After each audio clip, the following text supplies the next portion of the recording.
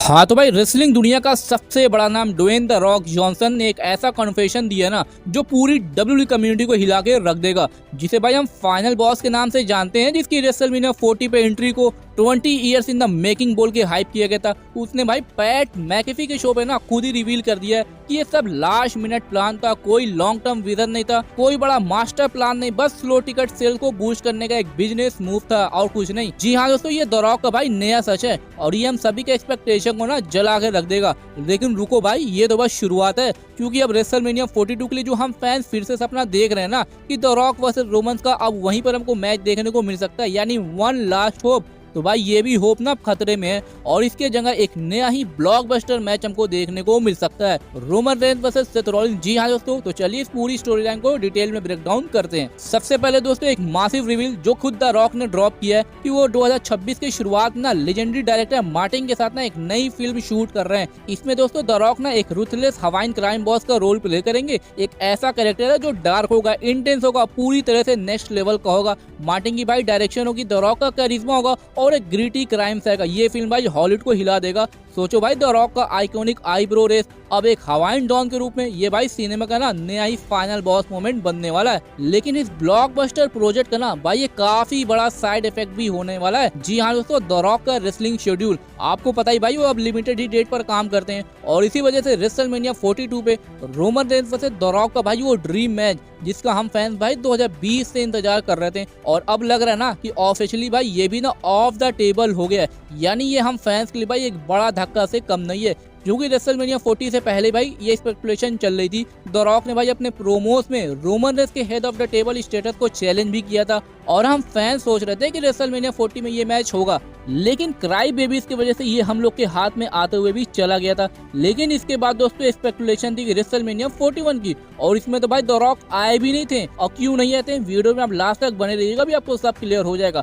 लेकिन हम फैंस का जो लास्ट होप है ना भाई, वो अब रेसलमेनिया 42 ही बचा, यानी नेक्स्ट ईयर का रेसलमेनिया। लेकिन दोस्तों अब तो ऐसा लग रहा है कि भाई वो भी खतरे में है, क्योंकि द रॉक का अब मेन फोकस भाई हॉलीवुड पे शिफ्ट हो चुका है और डब्ल्यूडब्ल्यूई सोर्स के मुताबिक उनका 2025 में रेसलिंग रिटर्न अनलाइकली है, स्पेशली एक फुल ब्लोन मैच के लिए। यानी इससे ये तो क्लियर है कि the rock versus Roman Reigns match के बारे में ना भाई अब हमको भूल ही जाना चाहिए, क्योंकि रेसलमेनिया 41 लास्ट चांस था और वही टाइम था इस मैच को करवाने का। लेकिन अब जितना डिले हो रहा ना, इतना ही ज्यादा भाई इसकी पॉसिबिलिटीज भी कम होते ही जा रही है। और अब तो भाई इनके नेक्स्ट मूवी की अपडेट देखते हुए ना ऐसा लग रहा है कि भाई इस बार तो एकदम जीरो चांसेस है कि द रॉक फिजिकल होंगे, वो भी तब जब इनकी मूवी की शूटिंग होगी। भाई कोई भी ना इंजरी वाला रिस्क नहीं लेगा, ये काफी बड़ा इनका प्रोजेक्ट है, तो ऐसे में रेसलमेनिया जैसे ग्रैंडेड स्टेज में मैच लड़ना, नहीं भाई मुझे ऐसा नहीं लगता कि द रॉक मैच के लिए रेडी होंगे। भाई अब हमको ना इसकी होप छोड़ देना चाहिए और अगर कभी अब फ्यूचर में ये मैच होता भी है तो देखा जाएगा। वैसे आपका इस पर क्या ओपिनियन या रिएक्शन हमको जरूर बताइएगा। लेकिन अभी सबसे बड़ा सवाल तो ये है कि अगर द रॉक वर्सेस रोमन नहीं तो रेसलमेनिया 42 में रोमन रेंस का अपोनेंट कौन होगा। तो भाई यहाँ से ना अब ये स्टोरी एक नई ही ट्विस्ट की तरफ बढ़ रही है,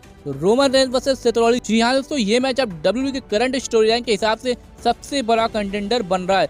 करंट स्टोरी लाइन क्या चल रही है आपको पता ही है, रेसलमेनिया 41 जो कि लॉस वेगास के एलिजेंट स्टेडियम में हुआ था और इस शो ने ना ही एक बड़ा प्लॉट ट्विस्ट दिया, बल्कि नाइट 1 के मेन इवेंट में रोमन रेंस, सीएम पंक और सेथ रॉलिंस भाई एक ट्रिपल थ्रेट मैच में लड़े थे और पॉल हेमन ने भाई अपने दोनों ही बंदे को यानी सीएम पंक और रोमन रेंस को भाई बिट्रे करके सेथ रॉलिंस के साथ अलाइन हो गए थे। और इस बिट्रेल ने तो भाई पूरा डब्ल्यूडब्ल्यूई का लैंडस्केप भी चेंज कर दिया था, जिसने रोमन रेंस और सेथ रॉलिंस के बीच की एक पुरानी राइवलरी को दोबारा से शुरू कर दिया। और रोमन रेंस और सेथ रॉलिंस की हिस्ट्री तो भाई आपको पता ही है, ये दोनों भाई द शील्ड के डेज से ही एक दूसरे के दुश्मन रहे हैं। सेथ रॉलिंस ने भाई रेसलमेनिया 31 में रोमन रेंस के वर्ल्ड टाइटल मोमेंट को छीन लिया था money in the bank cash in करके, और रोमन रेंस ने भाई कभी भी ना सेथ रॉलिंस को 1-on-1 मैच में नहीं हराया जब वो विक्ट्री सबसे ज्यादा मैटर करती हो। और ये चीज दोस्तों रोमन रेंस के कैरेक्टर के लिए एक बड़ा साइकोलॉजिकल हर्डल है। और अब तो भाई करंट स्टोरी लाइन को देखते हुए ना इस वक्त सबसे ज्यादा स्पेकुलेशन लगाया जा रहा है कि ये story line Roman Reigns versus Seth Rollins को रेसलमेनिया 42 के लिए सेट कर सकती है, जहां पर फाइनली रोमन रेंस अपना रिवेंज लेते हुए सेथ रॉलिंस को हरा के अपना डोमिनेंस को प्रूव भी करेंगे।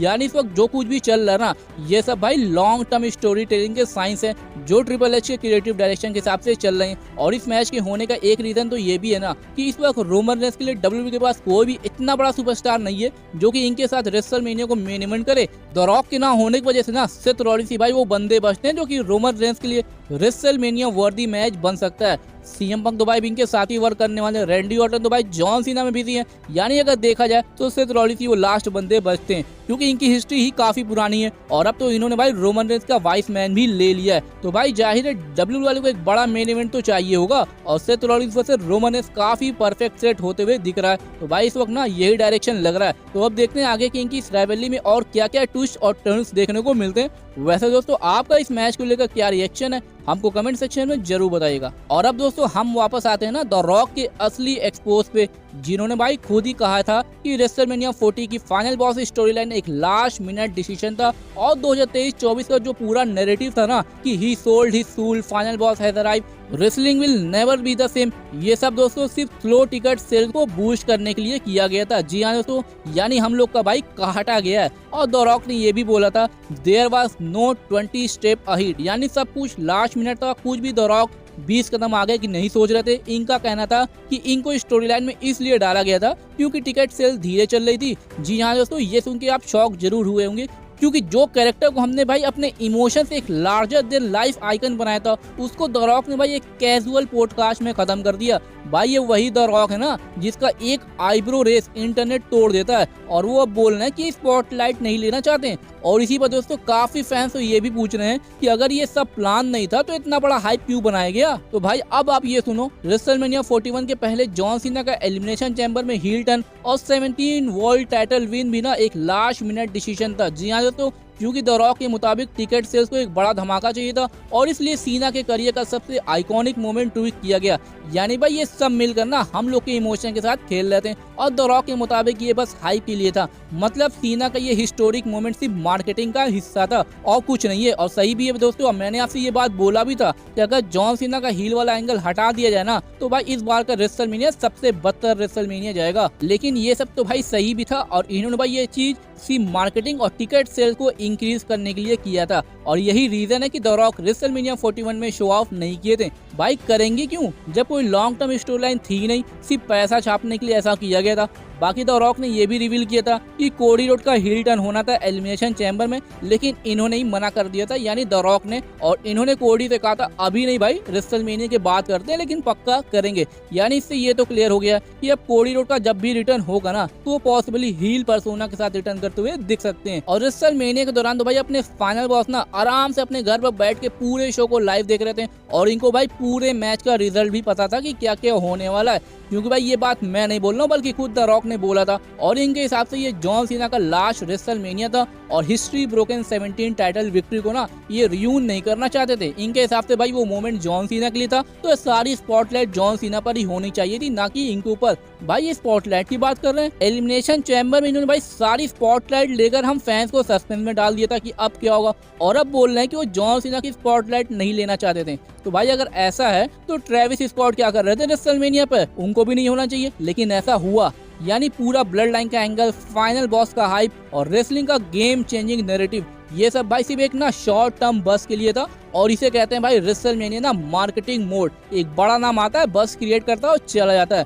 खैर दोस्तों, अब तो डब्ल्यूडब्ल्यूई एक नई फेज पे एंट्री कर चुकी है जहां पर जॉन सीना का हील टर्न और टाइटल विन एक बड़ा गेम चेंजर है और ये स्टोरी लाइन ना 2025 के बचे हुए इवेंट्स जैसे समर स्लैम और सर्वाइवर सीरीज में डोमिनेट कर सकती है। वैसे दोस्तों आप भी फाइनल बॉस के एक्सपोज से कितना शौक हो और Roman Reigns versus Seth Rollins के मैच के लिए कितना ज्यादा एक्साइटेड हो ना, इसके बारे में हमको कमेंट सेक्शन में जरूर बताइएगा। और अगर दोस्तों ये वीडियो अच्छी लगी इसको लाइक और ज्यादा शेयर जरूर करेगा ऐसी डब्ल्यू के इंटरेस्टिंग वीडियोस के लिए।